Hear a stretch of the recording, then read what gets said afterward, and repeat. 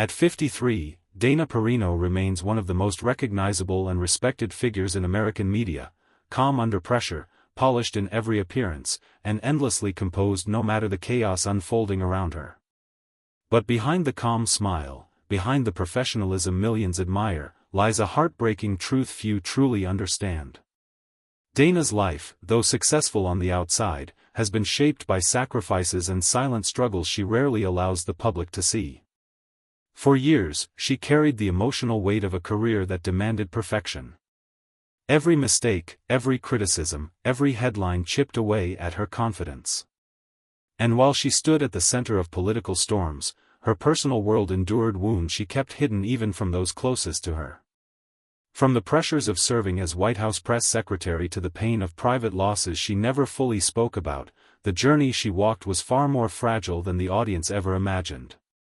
Now, at 53, as the demands of media intensify and life's deeper reflections emerge, Dana faces a new chapter, one filled with unanswered questions, lingering regrets, and the emotional aftermath of years spent holding everything together. Her tragedy is not a sudden event, but a slow, quiet unraveling of a woman who gave so much, yet received so little peace in return. This is the heartbreaking story Dana Perino never told. Long before Dana Perino sat beneath studio lights or stood behind the White House podium, her life was defined by duty. Growing up in Wyoming and Colorado, she embraced discipline early.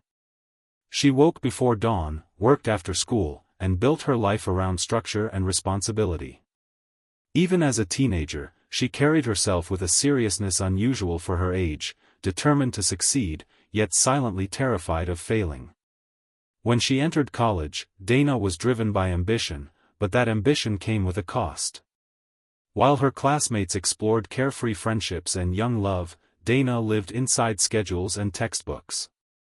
She took on multiple jobs, interned wherever she could, and pushed herself into rooms where she always felt just a little too young, a little too inexperienced, and a little too scared to let anyone see her uncertainty.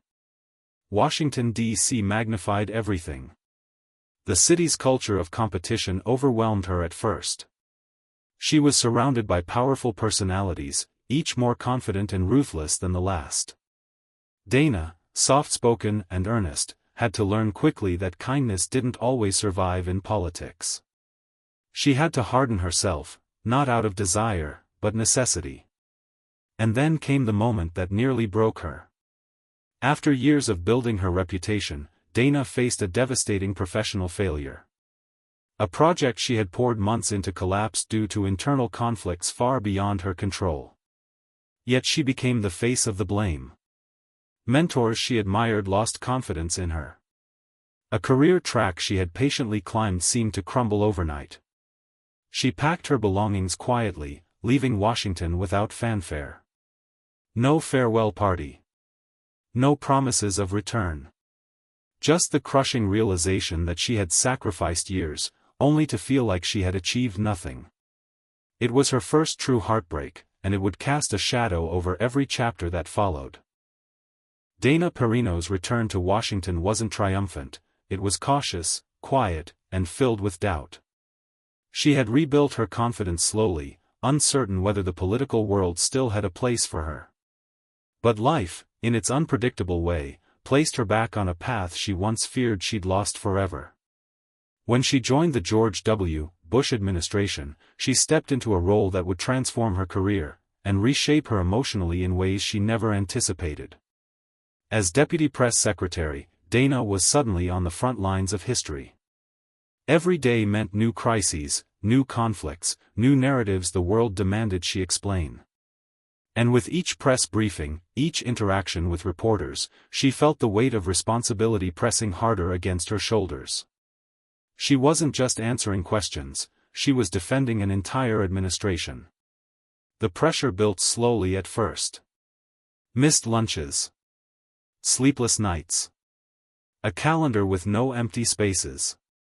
But the true toll surfaced when she stepped into the role of White House press secretary, the first Republican woman ever to do so. The spotlight became blinding. Every word she spoke was recorded, analyzed, criticized. Every phrase could be twisted, every sentence weaponized. Her calm demeanor became both her shield and her prison. People expected perfection, composure, and clarity, no matter how chaotic the situation truly was behind closed doors. During crisis moments, Dana often found herself standing alone at the podium, knowing that one wrong answer could ignite a political firestorm. She hid her anxiety behind practiced breaths and steady hands, but inside, the fear was suffocating. She confessed later that there were days she felt physically ill before briefings, terrified of not being enough. Critics weren't gentle. Some questioned her competence, others attacked her appearance or tone. Anonymous comments online were cruel, dismissive, and deeply personal. But Dana kept reading them, absorbing them, believing them.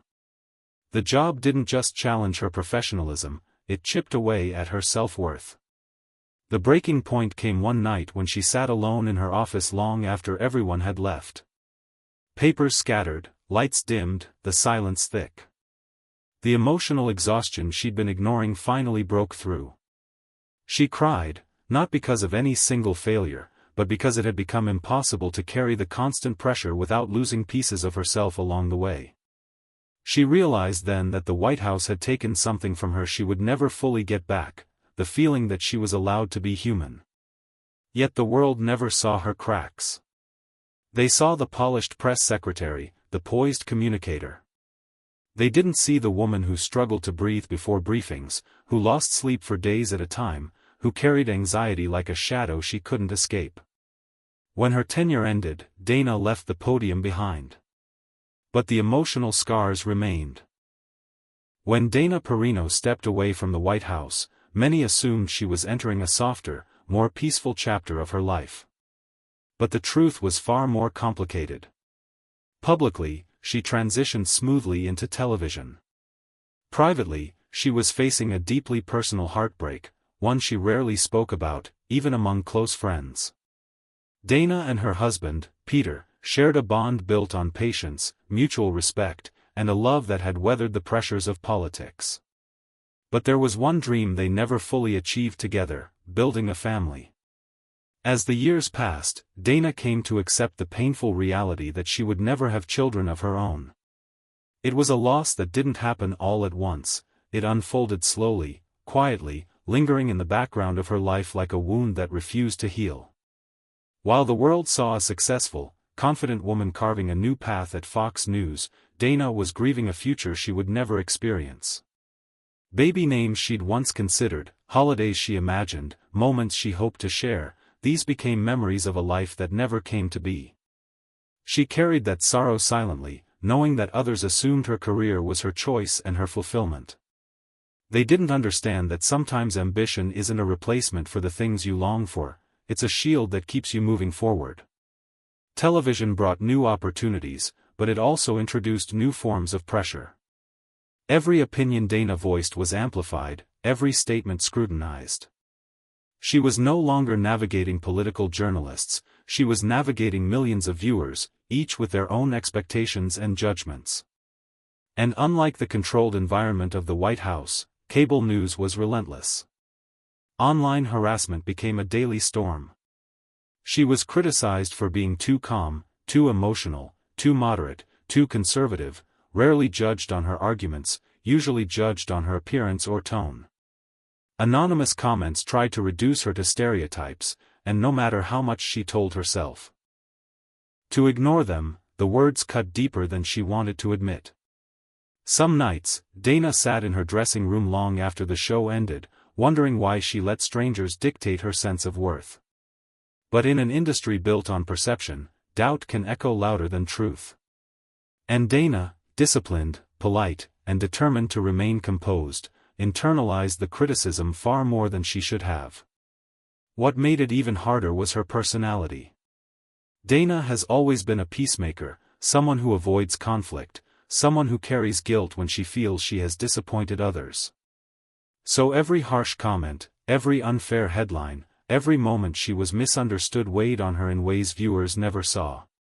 Behind the bright studio lights was a woman fighting an invisible battle, one that combined professional scrutiny with personal grief.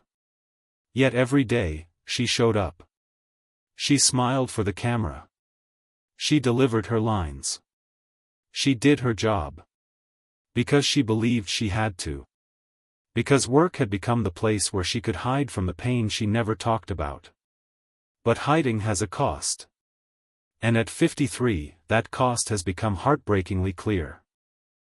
At 53, Dana Perino stands at a crossroads she never expected, one shaped not by dramatic moments, but by the slow accumulation of emotional burdens she carried for decades. To the public, she still appears confident, polished, and impossibly composed. But behind closed doors, Dana faces a truth far more fragile. The pressure she once managed with discipline and strength has finally begun to spill beyond the edges of her once impenetrable calm. Television is not gentle to aging women, especially those in political media. Every year brings younger faces, new hosts, and shifting priorities.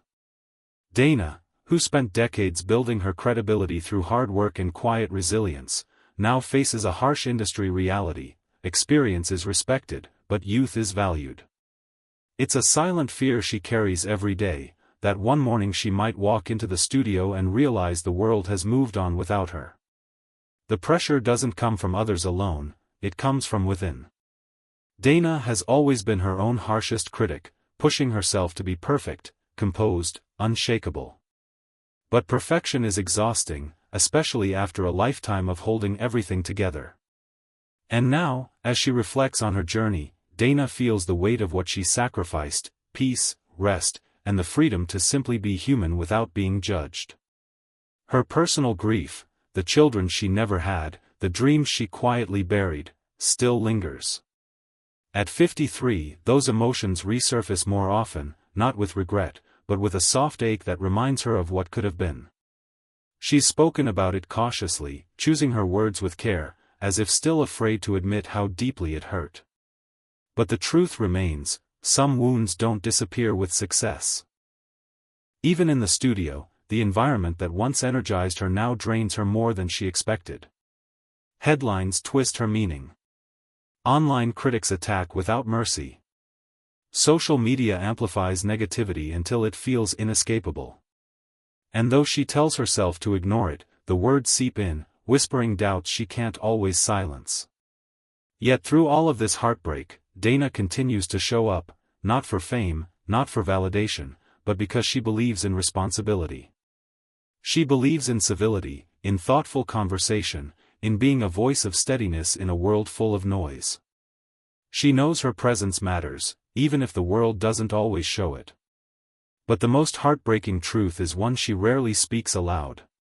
Dana has spent her entire life being strong for others, yet she has never learned how to be gentle with herself.